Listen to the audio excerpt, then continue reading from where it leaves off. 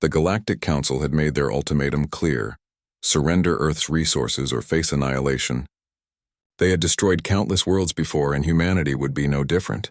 At least, that's what the 12 assembled civilizations believed as their armada gathered at the edge of the Sol system.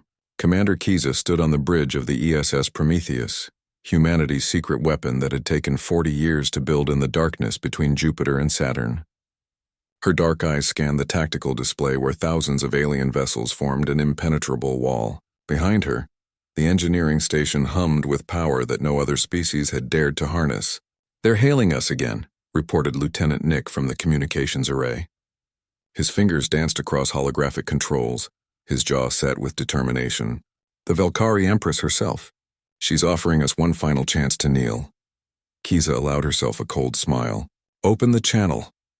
The view screen shimmered to life, revealing the imposing figure of Empress Thalrix, her crystalline exoskeleton gleaming with the authority of 10,000 conquered worlds. Around her, the leaders of the other council races watched with predatory anticipation. "Humans," Thalrix's voice resonated like breaking glass, "your defiance ends today. We have scoured your broadcasts, studied your history. You are a young species, barely 300 years into space. You have no defense against our combined might. Surrender, and we will allow your species to serve. Resist, and we will glass your world and harvest what remains." Kiza clasped her hands behind her back, her posture radiating a calm that unnerved even Nick, who had served beside her for 5 years. "Empress, you've made a fundamental error in your assessment of humanity." "And what would that be, Commander?" The Empress's tone dripped with condescension. "You studied our history, but you didn't understand it," Kiza replied. "You saw our wars, our conflicts, our divisions. What you failed to grasp is that we've spent 10,000 years perfecting one singular talent, finding new and creative ways to destroy each other. And in that time, we learned something important." She paused, letting the silence stretch across the void. "We learned that the greatest weapons aren't the ones you use. They're the ones you hope you'll never need to use." Thalrix's laugh echoed across the channel, joined by the chittering, hissing, and rumbling of the other council members. "Primitive psychological warfare. We expected—" "Nick," Kiza interrupted calmly. "Activate the Prometheus protocol." Nick's fingers flew across his console. "Aye, Commander. Initiating core breach sequence. Target locked, all council vessels in their homeworlds." The laughter died instantly. "What are you doing?" Thalrix demanded, her composure cracking. The Prometheus trembled as its reactors spun up to full power. On every sensor screen across the alien armada, a new reading appeared.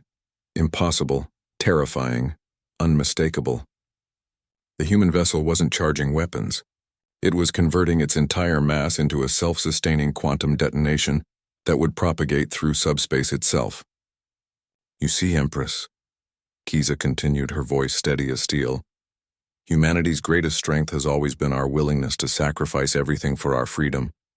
This ship contains a collapsing artificial singularity, tethered to coordinates throughout the galaxy, including each of your home worlds.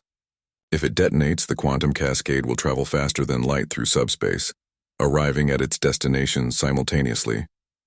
Nick's voice cut through the shocked silence. "Detonation in 90 seconds, Commander. All target locks confirmed."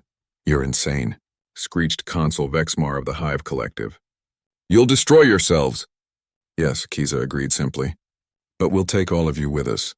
Every council world, every capital, every leader. Gone in an instant. Your civilizations will collapse without their infrastructure, their governments, their billions of citizens." The view screen erupted in chaos as the council members shouted over each other, their carefully maintained facade of unity shattering like brittle glass. 60 seconds, Nick reported, his voice betraying no emotion. Inside, his heart hammered against his ribs, but his hands remained steady. They had trained for this moment, hoped it would never come, but prepared nonetheless. Thalrix raised her hands and the arguing ceased. "You cannot be serious. This is mutual destruction. There is no logic in this action." "Logic?" Kiza's eyes hardened. "You came to our home, threatened our families, our children, our future. You expected us to calculate surrender as the logical choice, but you forgot something crucial about humanity, Empress. We're not always logical. Sometimes we're just really, really stubborn." 30 seconds, Nick announced. "Wait!" The cry came from Prelate Zondas of the Ascendant. Please, we will withdraw. Not good enough, Kiza responded. 20 seconds, Nick. 20 seconds confirmed, Commander. We'll disband the Armada, shouted another voice. 15 seconds. The Council dissolves its claim on Sol. Thralrix's voice cracked with something humanity had never heard from the mighty Empire. Fear. We will never return. We will broadcast your system as forbidden territory throughout the galaxy. 10 seconds, Nick said softly. Kiza let the moment stretch, watching as the most powerful beings in the known galaxy trembled before a species they had dismissed as primitives. Then with deliberate slowness, she raised her hand. Cancel detonation sequence. Nick's fingers moved with practiced precision. Sequence canceled. Reactors entering standby mode. The collective exhalation across the channel was almost tangible. Thralrix's crystalline form seemed to dim, as if the light had gone out of it. You were truly prepared to die. We were prepared to ensure that if humanity fell, it would not fall alone, Kiza corrected. Now, Empress, I believe you have an armada to withdraw. Within the hour, the alien vessels began their retreat, jumping to hyperspace in a chaotic exodus. Within a day, every Council ship had fled Sol system. Within a week, warnings spread across the galaxy. Humanity was not prey. They were something far more dangerous. On the bridge of the Prometheus, Nick finally allowed himself to breathe. Commander, would we actually have... Kiza turned to him, and for the first time he saw the weight of what they'd done in her eyes. I honestly don't know, Nick, and I hope we never have to find out. She looked out at the stars, at the home they had saved through the oldest human trick of all, making the enemy believe you were crazy enough to burn everything down. Sometimes the greatest victory was the one where nobody fired a shot, but everyone knew you could.